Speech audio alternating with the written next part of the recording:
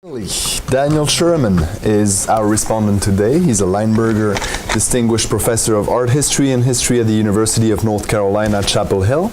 He's the author of several books, including The Construction of Memory in Inner France in 1999, winner of, among other awards, the American Historical Association's J. Russell Major Prize for 2000, and French Primitivism and the Ends of Empire 1945 to 1975 in 2011, winner of the SFHS David H. Pinkney Prize and the Alf Hagoy Book Prize of the French Colonial Historical Society, both in 2012. The book is just out in French translation. He's also co-editor with Don Reed of the FHS special issue on May 1968, published earlier this year. Sherman has recently been awarded an NEH Fellowship for 2019-2020 for work on a book that explores the connections between archaeology, empire, and the media in France and North Africa in the first half of the 20th century. Daniel Sherman.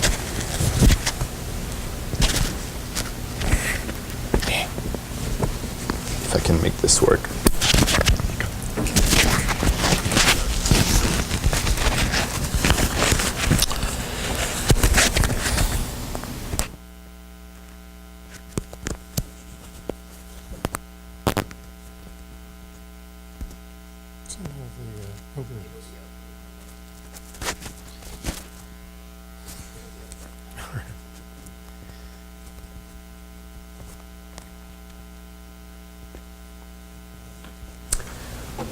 Okay, well, I'm going to try and keep this fairly short to maximize time for discussion. I can't resist observing as a kind of opening groaner that in a panel on intersectionality in French visual culture, we have three papers that don't really intersect. So I take it as my challenge as the commentator to first use the idea of intersectionality to tease out, in which I am by no means an expert, to tease out common threads in these papers, and then to pose questions to the panelists and the audience about how this term can become a useful category of historical analysis. So Sun Young focuses on the transition from old tropes of the disabled, especially the blind and deaf, as social outcasts, to Enlightenment and post-revolutionary efforts to recast them as potentially useful members of society. The primary intersectional categories in her paper are those of disability and age. Traditional pre-Enlightenment depictions generally show disabled adults, as we saw, whereas the post-revolutionary images, clearly influenced by Rousseau, present industrious and orderly school children. One obvious question then would be how, if at all, depictions of pupils of the Abbé de l'Épée and Valentin Hauet institutes differ from those of other school children at the time. Given more time, you would surely have more to say, and I'm sure you will in the book, about intersections of disability with categories of gender and class. If I've read your images correctly, the schools were segregated by gender, and I'd be curious to know how, if at all, the curricula differed between the sexes.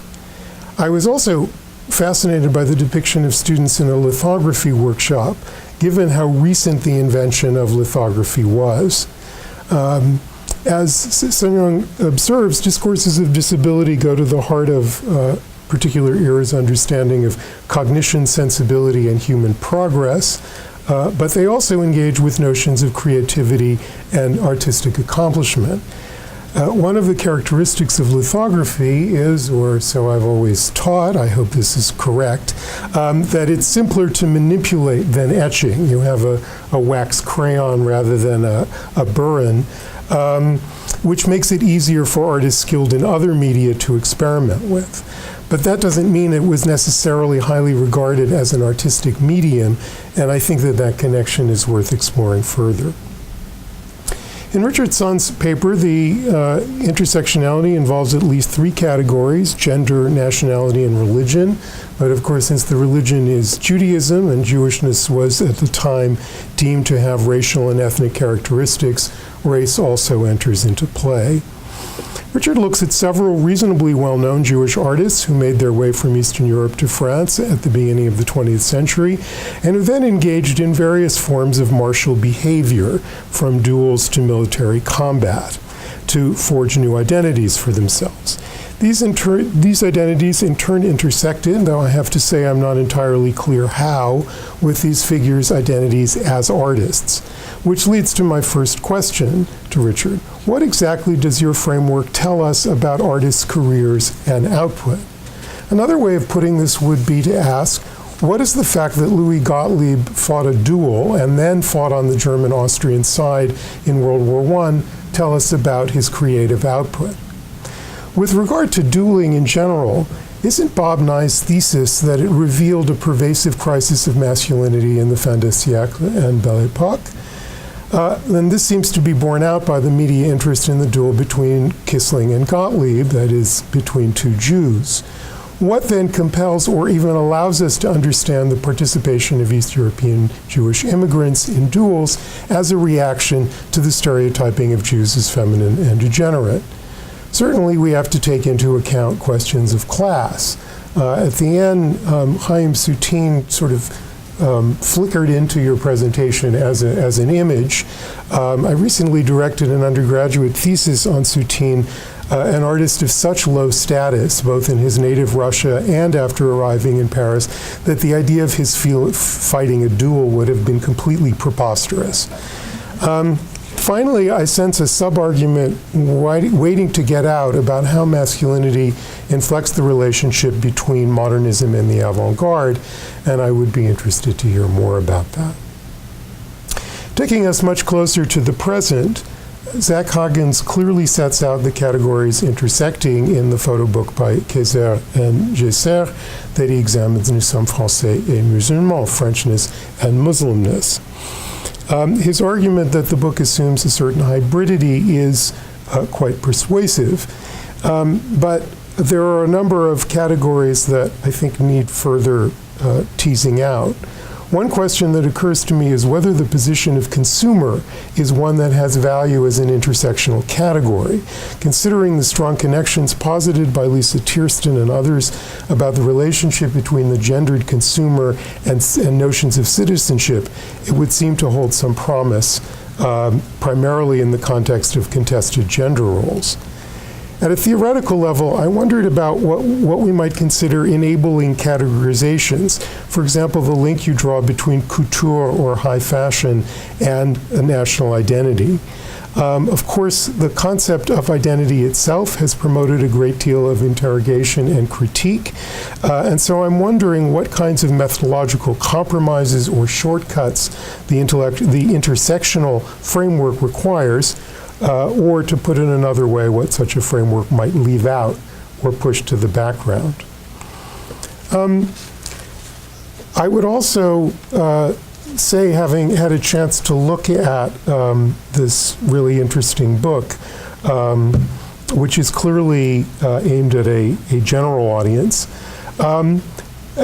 that I think it calls for some analysis of intertextuality as well as of intersectionality, and indeed of the ways that the different voices and narratives may come into conflict, whether deliberately or not. My last question grows out of Zach's text, but pertains to all the papers, and I address it to the whole room. At the beginning of your talk, you referred to, and I'm quoting here, the new intersectional subject positions the photographed individuals create. I'm sure I need not belabor the point that, especially on the pages of this book, they are hardly creating these new subject positions on their own. Subjectivity has always seemed to me a little like the holy grail of cultural history, always out there, never quite in reach. Given that, as I understand it, the concept of intersectionality grew out of black feminists' insistence that middle-class white feminists could not speak for them. Doesn't an intersectional framework put even greater pressure on us as scholars to attend to issues of agency, mediation, misrepresentation, and subaltern speech? Nor do I think these questions need take us that far from visual culture. It's the nature of Sun Yung's subject and period that we have little evidence on these questions, but I'd be curious to know at what point we might begin to see self-expression from pupils at the schools for the blind and deaf-mute. With Richard's artists, the possibilities for analyzing intertextual constructions of the self in relation to norms within multiple groups, artists, French men, French Jews who intermarry, you can define these groups multiple ways, and so on, are legion. And Nous sommes Français musulmans poses many questions about narrative and appropriation, including, and this is a question crucial for intersectionality, the extent to which Gesser's argument instrumentalizes Kayser's images to bolster a narrative, at least in part external to them. So I hope that will get the discussion going, and thank you all for these very interesting papers. About 10 minutes of questions when we open to... Yeah. Okay.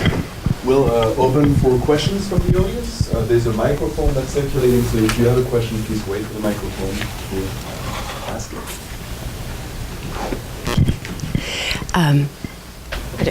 Do I need to turn it on? Yeah. Okay. Hello. Thank you. Thank you for this interesting panel. I have a question for Zach. I do not know the book. I was really interested by these photographs, but my reading of them is actually yields a much more ambivalent meaning. I was wondering if you could say something about the photographer's form, and I'm by no means an expert on photography. I know Catherine is here, for instance, but I want to defer to those of you who know more. But I was thinking about the form and the composition, because to me, actually, those bodies that are represented always recede in the background. There's an emphasis, in fact, on them being anonymized. So I just think of that sense of agency and subject position is a lot more ambivalent through the work of photography than you seem to be claiming, whether it's because they're turned around, so we're gazing at them, looking at consumer products, shoes, or a supermarket, or whether in the composition they're positioned in ways where, I think what's being reaffirmed is an object relation, the object of our gaze. So I was wondering whether you could say more about that, or whether, as someone who's just seen them for the first time, so. Sure.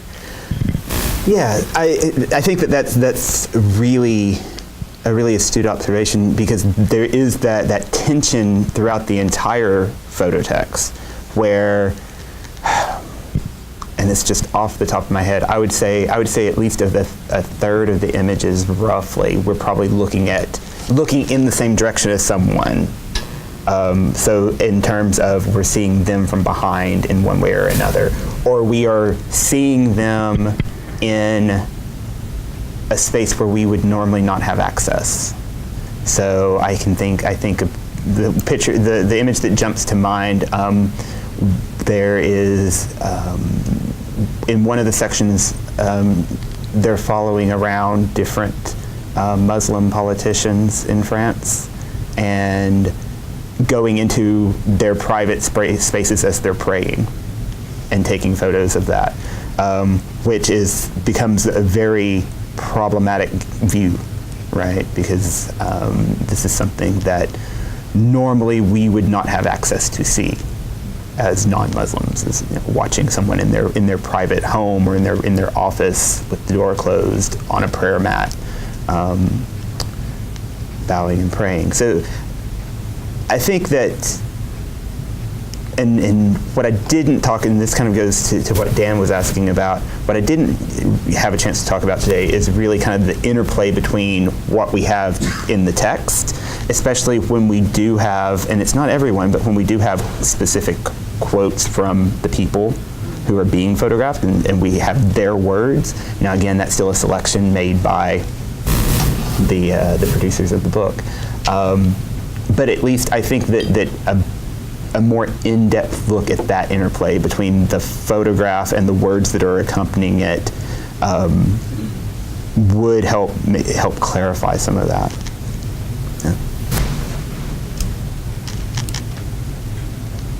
I just have a follow-up question about the book,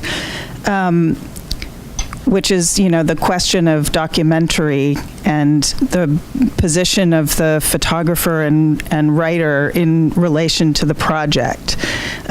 Could you just say something about who they are and how they conceived the book? Sure. And I was also just thinking about that for all the papers, who's producing these images and how that needs to be taken into account and how that produces, different visions of the subjects that are being portrayed.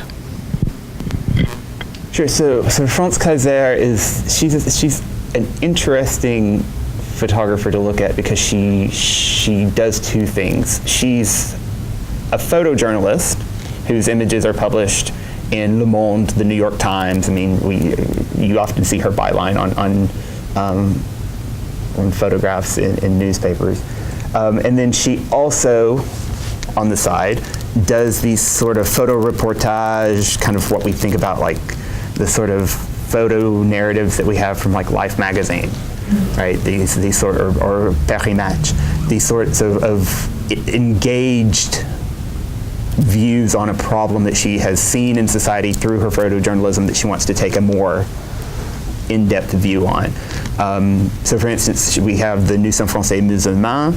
She's also done one on young voters of the Front National. So she followed 18 to 25-year-olds who were big supporters of the Front National and Marine Le Pen, followed them around and as they campaigned for Marine Le Pen. Vincent Gizet is more, so he is a sociologist who spends a lot of time working on issues of discrimination and immigration in France, but also issues of violence in Northern Africa. So his work is a little more, and even in the photo text, his work is really, my opinion, his work seems to be very generalized in the photo text, which I think speaks to Dan's comment about it being for a very popular audience, a very wide-ranging audience. It's definitely not meant to be scholarly or academic in the way that we may think about it. It's really a much more popular style of writing he's using. I found it extremely polemical. Yeah. I mean, very, very polemical. And I mean, not in ways that I disagreed with, but the contrast was, that's why I raised these issues of appropriation. I actually think from what I could see, he's a political scientist. Maybe there's in that sort of crossover zone, but he's a political scientist and he's now based in Beirut. He's in Beirut now? I just, thinking about the new, it's produced by these outsiders. Yeah, right. As if absolutely. it is being spoken by the Absolutely. insiders. Yeah. Thinking a lot about documentary photography and Sure. just sort of interested me. I might respond to your question that the fact that they engage in this ritualized French activity of the duel and then invite media, both really movie pictures as well as still photographers, to be there at dawn to take their pictures, I thought that implied that they thought this was making them more French. And I know about Nye's argument about nervousness and that the French were insecure and so they dueled, but I think here they're buying into being French. Here are these weird bohemian, alien Jewish artists, but they can be Frenchmen too. I'll add a small comment on that as well in terms of your question about the producers of these images. And I think in thinking about the images that I've been looking at and the fact that they are idealized images that are in promotional volumes, or in the case of the gymnasium image, it's part of sort of like an illustrated guidebook called Tableau de Paris, which is a popular production. And that's why I think of these images not as reflections of some reality, but as constructive moments, of actually active moments of constructing an identity, not by the actors themselves, obviously, but kind of an ideal of what the disabled citizen can be in the modern society being created. Hi, I think you're beginning to get at the answer to my question. Thanks for the panel, it was just great. But I was wondering about issues of reception, actually, and how the people being portrayed in these various visual depictions, if they respond to the ways in which they're represented and depicted, and how the images circulate, and what work that does in society, kind of with relation to these characterizations. But seeing as we're getting that already, then Sun Young, I'd love to ask you about the concerts, actually, that were produced in these schools, and the association of blindness and musical talent, and whether the content of the music changes over time with the transition from these kind of adults who are burdens on society to these young children who are full of talent, if you can just, or potential, if you can just bring it out. And does that accompany a shift from folk music to classical music production, or are there concerts that are put on to foreground their musical talents? You might not know, but that's an interesting question. And I do not know. But what I can say is I think perhaps your question kind of gets to, I think, your earlier question about reception and sort of agency and self-expression that, Daniel, you were getting to in terms of your comment at the end. So yeah, I'm not entirely sure how the form and the content of these concerts shift over time, although I have the impression that it's sort of like classical ensembles that are being created. But the sort of like identity of, I think, musicality with blind people, which sort of starts out as, the only thing they can do to earn money on the streets, to this kind of sort of like a more high artistic realm where they can become teachers. Where I think what's interesting about thinking about agency and how we can get to sort of, intersectionality to giving voice to the subaltern in some way is perhaps the parallel link between deaf students and artistic talent. That if music is a privileged realm of the blind, that artistry is somehow possibly the privileged realm of the deaf. And to that end, I haven't really done much research into this part yet, but there's a great book called Silent Poetry by Nicholas Mirzaev, which talks about deaf artists who are very much alive in the art salon circles of the 19th century and that come out of this deaf institute that was founded by Lepe. And I think from there, perhaps there are musical composers that come out of the Blind Institute that I'm not aware of yet, but like artists that come out of the Deaf Institute and become very much active and appreciated in, the higher realms of art, that we can kind of get to this idea of their own voice being created somehow through the process. We'll make time for one quick question. Okay. I had a question. Sorry. Catherine, do you want to go? I had a question about the gender dynamics in the photo book, because what you showed us were surprising to me, that it seemed that it was women with clothing and men with food, and I wonder if that is sort of the continuous throughout the book. Obviously you can think about Islamic style clothing for men. I don't know, just like gendering the clothing issue as a woman's issue, and maybe like the butchering certain aspects of food as opposed to food preparation in the home, which I don't know. I just found it interesting and odd. And I know Jonathan has a question, so maybe you just get it out and then. But I just have a quick question for Sun Young about this shift after the Enlightenment. The shift after the Enlightenment of the disabled from these sort of older models, if you will, to representations of the disabled as children, which, by the way, is a kind of representation that persists. This idea of these are people that need to be cared for, they need to be educated, et cetera, et cetera. So I'm kind of curious. It's not, it's a question to think about more than like, I kind of see this as just, you're very early in this, but there's this fascinating transition that you're showing us in these images where the disabled become, in essence, children. Yeah. And that becomes something that persists with them. So it's something kind of think, like, this may be this moment where it's happening. So it's something to kind of consider. Right. So.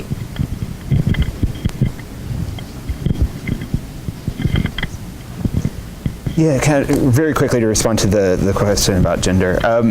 It's interestingly enough, it's something I hadn't really thought about in terms of the food side of it. That it is true. Most of the images, I can't think of any image through the text that deals with women and food, which is kind of an interesting lack in a way. I would perhaps posit the idea that the engagement, the fact that we have women represented with fashion and that we have men represented with food, with the food in this particular circumstances, because so much of the food focuses on kind of talking back against all the reports of illegal slaughter in France, which typically is carried out by the man. So that could be, and then of course, even as consumers of the food. Right, yeah.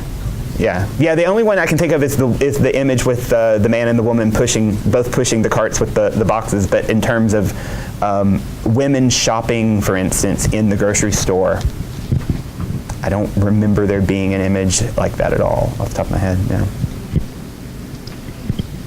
Well, thank you very much for a great panel.